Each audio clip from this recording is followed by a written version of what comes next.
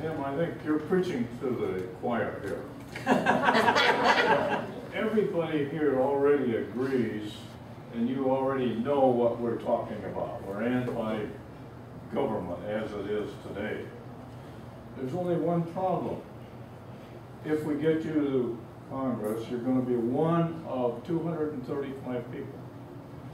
And there are so many rules, regulations, and procedures, as you well know, you've been there, that when you new people get to Congress, the old guys that have been there 20 or 30 years are going to say, sit down and shut up.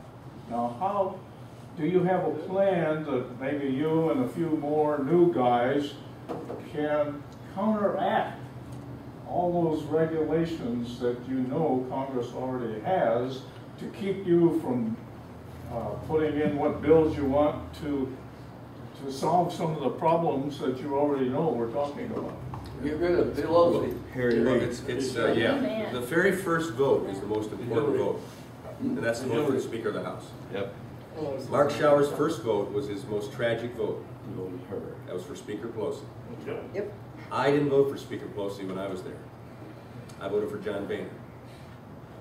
That's the most crucial vote to allow the rules of the House, which are run by the Rules Committee, which is called the Speaker's Committee.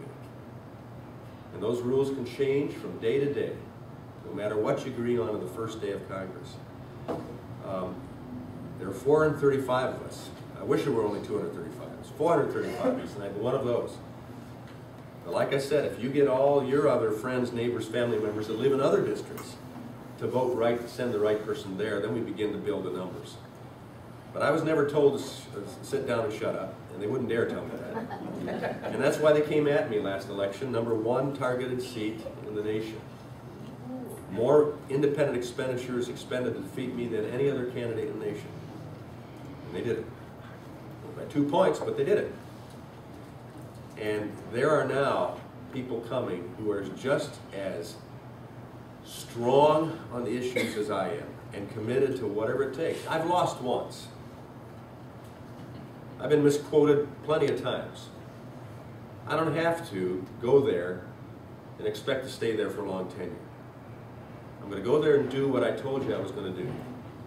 But I'm going to expect you to back me up and give me that strength and expand my strength with the base of people as well. And I think we got the opportunity now because the people have awakened. We got Tea Partiers, we got 912ers, we got independents, we got Reagan Democrats who said, whoa, now we're coming back to the Republican Party again. But I'm so grateful that when the Republicans came out with their agenda last week, they didn't make it a contract signing.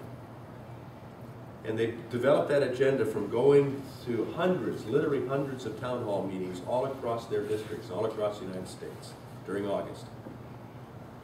The Democrats are hiding for cover because they don't have an agenda right now. They want to say, this is what we did. You don't hear Mark Schauer talking about the health care bill. You don't hear him talking about cap and trade. You don't hear him talking about the Pelosi trillion-dollar deficit-producing budgets. You don't hear him talking about the stimulus bill. They're talking about me. We've got people coming in that are resolute, and they are not going to be told to sit down and shut up. They're not going to be told to go to the back bench. And it's going to be an interesting time. But it is going to be a battle. It is going to be a battle. How do you feel about term limits? I don't like term limits. I think term limits come from the people. Term limits, making arbitrary term limits is just an easy way out, a lazy way out of doing what you're supposed to do. I like part-time legislature, and I like part-time Congress, citizen legislature. I think we have a chance to do it in Michigan. There's a bill that is in the hopper right now, and with the changeover next time around that I believe will take place in Michigan, there may be an opportunity to push to get about. When I was running the part-time legislature petition drive back in the 80s, when I first came to the legislature, it took us 304,000 signatures to get on the ballot. The best I could get was 275,000. Close but no cigar. I think there are a lot more people who think about that right now because we're only one of 10 states in the union that have a full-time legislature. Congress was never intended to be a full-time Congress. And they say, well, they got so much to deal with. Well, if they read the Constitution, they have a lot less to deal with. Because they leave the responsibilities back in the states where they're supposed to be.